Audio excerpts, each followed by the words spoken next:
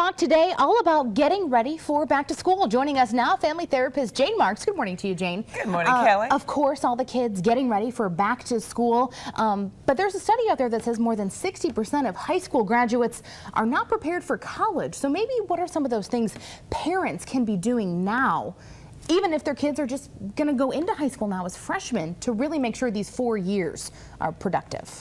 Right. And you don't want to diminish the excitement about the first week either, because kids are thinking about, what am I going to wear? Right. Are there going to be kids that I know there? Am I going to connect with the teachers?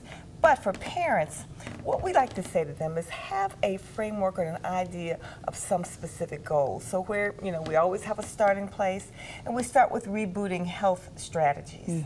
Taking good care of yourself. You've got to get that sleep back in check. I think probably the biggest skill for parents is helping your teens to develop executive skills. Now, what do we mean by executive skills? What we mean is that we help them in terms of organizing, long-term projects, prioritizing. Commitments, responsibilities, and obligations are key skills in building.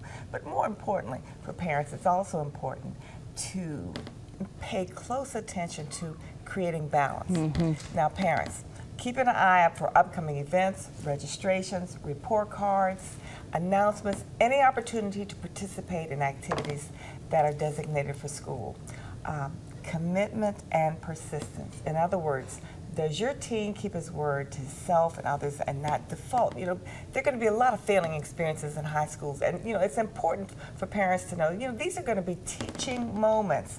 So look out for those as the years unfold. It's also time to continue to nurture work ethic.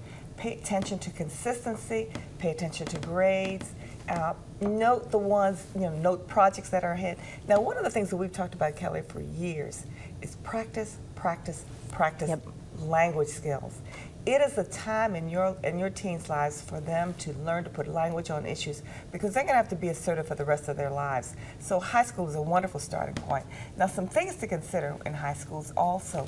As the freshman, sophomore, junior, senior year unfold, it is important to document every single accomplishment, whether it's through a screenshot or whether it's holding on to the awards, because this is part of the resume building process. And I think high school, for families and for teens, is a pretty critical process. One last thing is get to know your personnel at school.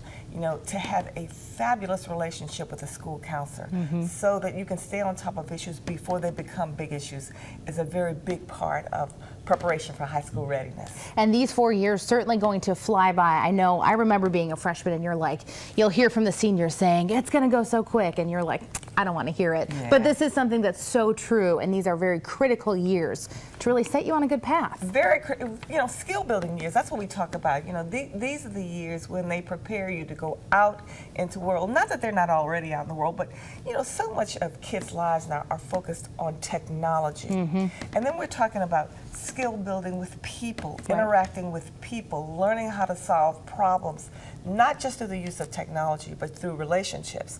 So relationship building is also a big part of that. That is college and beyond. We always love getting our Teen Talk advice from Jane Marks.